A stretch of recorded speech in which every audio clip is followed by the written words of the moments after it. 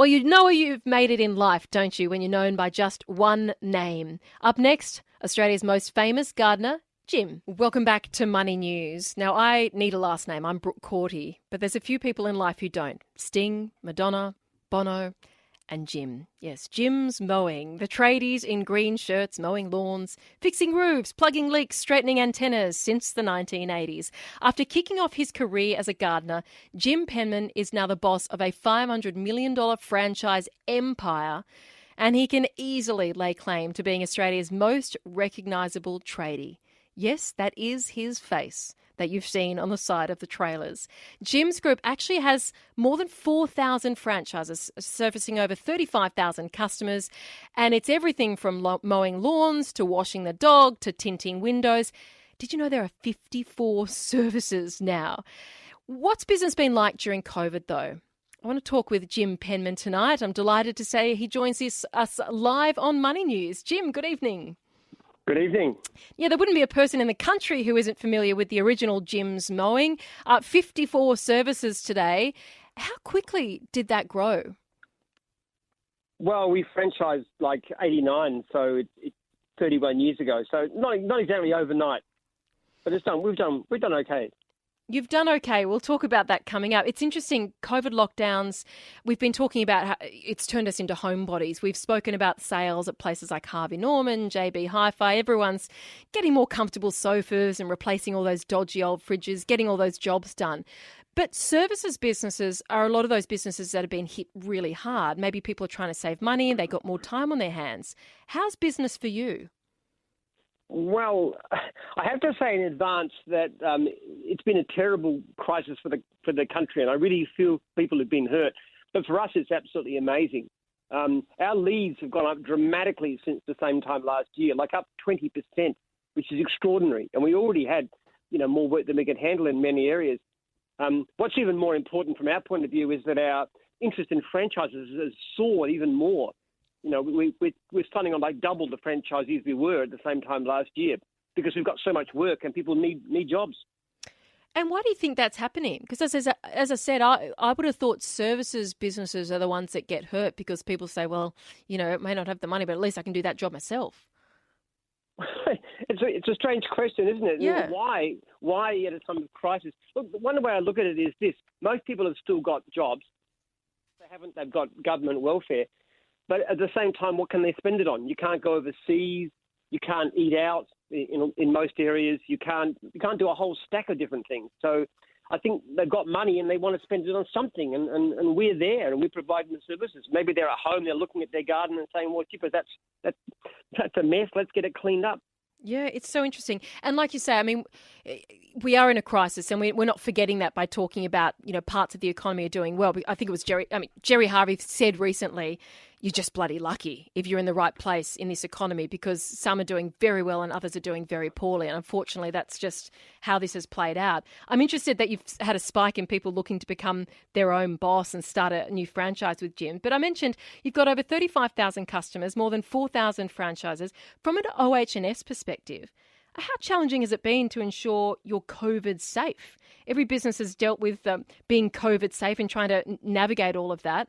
There are a lot of moving parts. How have you actually managed that? Every one of our franchisees has a mentor, a coach, which is a local franchisor who is an expert in that division. And they keep very close watch. Most of them are in contact every week or so, sometimes more often. So there's a very tight relationship there, personal relationship. So that when the franchisor's on the phone, he's talking about, okay, what are you doing to keep safe and how do you handle this and so forth. But the other thing is most of our jobs are very, very low risk. You can think of something like mowing lawns. I mean, you're nowhere near people. You only have to see people. We've had franchisees who've had jobs for 25 years and never seen the customer. You can get paid remotely. It's about the lowest risk of infection you could possibly have, like doing a fence or a lawn or pool care or those kind of things too. So cleaning is a little bit more nebulous, but generally speaking, it's an incredibly safe way to make a living. Yeah, I was just fascinated with some of the stats that you guys have thrown us. TV installations, you're up 40%. Antenna installations up 40%. Same for mowing. Blind cleaning's up about 30%. Jim, what has this very unprecedented period taught you about business? Because even if you're doing well, it has been the toughest years of our lives, as the Prime Minister has said to us? Well, there's opportunity everywhere. I think people underestimate the value of the service economy. There's so much emphasis these days when you've got to go and get a computer services degree or become a lawyer or an accountant or a tech guru or something like that. In actual fact, services is always where people make money. There's a wonderful book called The Millionaire Next Door about typical American millionaires. And you'd think they're people like Bill Gates and stuff, but they're not. They're more like me. Often on a slightly smaller scale, of course. They're people who are getting into things like services, janitorial, cleaning, gardening, those kind of areas, and building businesses. Many of our franchisees are millionaires. We've got franchisees who are clearing profit-wise $1 million a year. It's interesting you say customer service, because I know you hold very high standards when it comes to customer service. Is it true you personally go through every complaint for the whole organisation? You take that much interest? Yeah, I look at every low-ranked survey or even zero-ranked survey every day, and I look at it and I contact with the franchises and see what we can do about it. And we're also developing software to try and improve on this whole system. So, yeah, I am very, very personally engaged at that level. Every single franchisee has my direct phone number and email address too, so any issues at all can come straight to me and I can say, okay, what's going on? How can we help? Yeah, it's funny, Jim, you talk about the millionaire next door, because I spoke to you. I was very fortunate to chat with you last year, and I know you live a very simple lifestyle. You never take holidays. When you treat yourself, you basically go to the local pizza or the local Indian. You drive a decently old car. I think it was 7 or 8 years old when I chatted to you last. I don't know if you still drive it, but what you do put your money towards is research into addiction and depression. Do you think we'll find a cure for addiction and depression?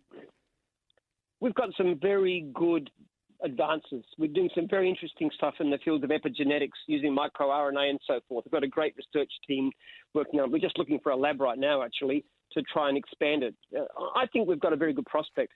This is based on some of the work I did back in the 70s and early 80s to my PhD, which was in history, believe it or not. But it's come up with some very novel ways of looking at things. We've actually found, for example, that using pheromones, we can change rat behaviour in a remarkably positive way.